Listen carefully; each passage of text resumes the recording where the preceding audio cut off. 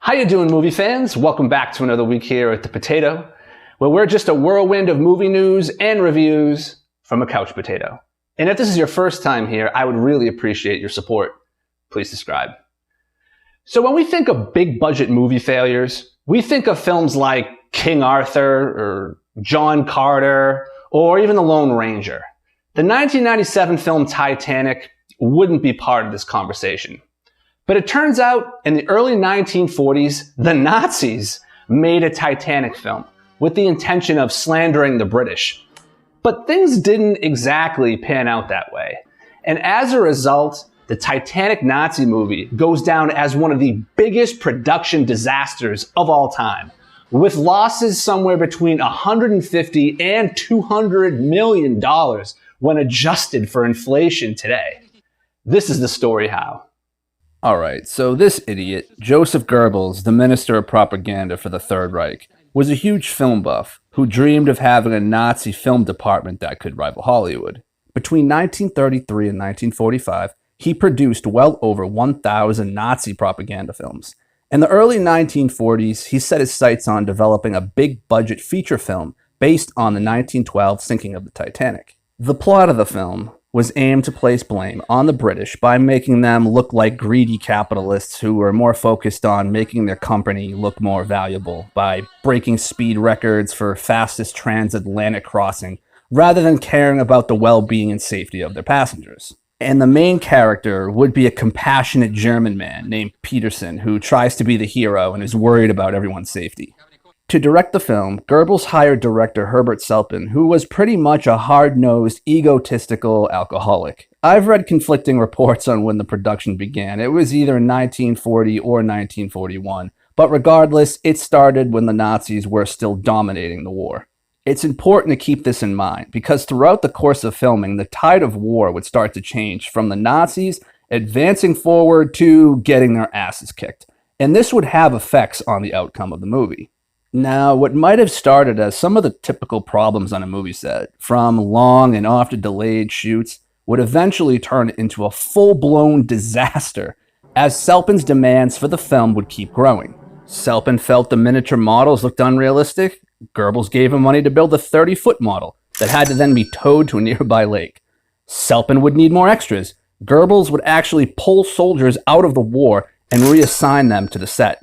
Selpin wanted to film at night, despite mandatory blackout periods at night due to Allied bombings. Goebbels actually granted it. The craziest of all, though, was after Selpin felt the models were unreliable, he wanted an actual full-size luxury liner. And yup, Goebbels ended up taking a luxury liner called the Capricorna, which had been converted into a barracks and training school to serve the war effort for Germany, and handed it over to Selpin. Goebbels was growing extremely impatient, and things would continue to get worse on the set.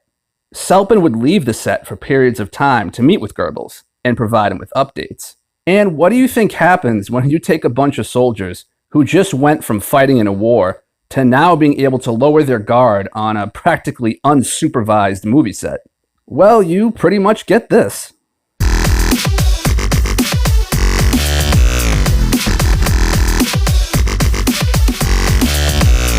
Yep, Selpin would pretty much return to something that looks more like a frat party, where people are drinking and hitting on the female cast members constantly and forgetting their lines. And in May of 1942, under the stressful conditions, Selpin would snap at the film's screenwriter, a man by the name of Walter Zerlett Ulfinus, where he unleashed a complete verbal assault, criticizing the soldiers and cursing about the entire Nazi regime. And that definitely wasn't the brightest idea. Ulfinus would then leave the production and take the train to Berlin, where he ratted on Selpin about his remarks. Once word of this reached Goebbels, Selpin was summoned to Berlin. Once he arrived, he was brought into Goebbels' office, where he was actually given a chance to take back his remarks and say it was just a big misunderstanding.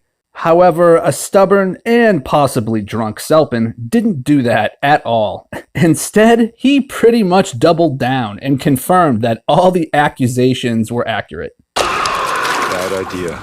And with no choice, Goebbels had him arrested, where he was later found dead in his cell by suicide. But yeah, like Made to look like a suicide is more like it. He would then be replaced by an uncredited director to finish the film. Once completed and released in 1943, Goebbels realized that due to the shift in war with the Red Army now pushing in and Allied bombing raids able to penetrate German territory, the film wouldn't have the same effect on the German public as it did in 1941. And the last thing the German people would probably want to see is civilians screaming in terror on a sinking ship. In the book, The Nazi Titanic by Robert P. Watson, he puts it best by calling it, quote, a film about helpless people on a sinking ship commandeered by a foolish leader. That mirrored the situation in Germany, end quote. So Goebbels would order the film to be locked away, thinking it would never be seen again, but it was rediscovered decades later and restored. And as a result, the Nazi Titanic movie goes down as one of the most expensive produced movie failures of all time. Unfortunately, the Capricorn suffered a similar fate as the Titanic and sank to the bottom of the ocean. That story is actually extremely tragic that resulted in the death of a lot of innocent people. If you want to know more about that, I suggest you Google it. Well, everybody, thank you for watching. I really do appreciate it. I hope you enjoyed the video, and I will see you next week. Thanks. Potato.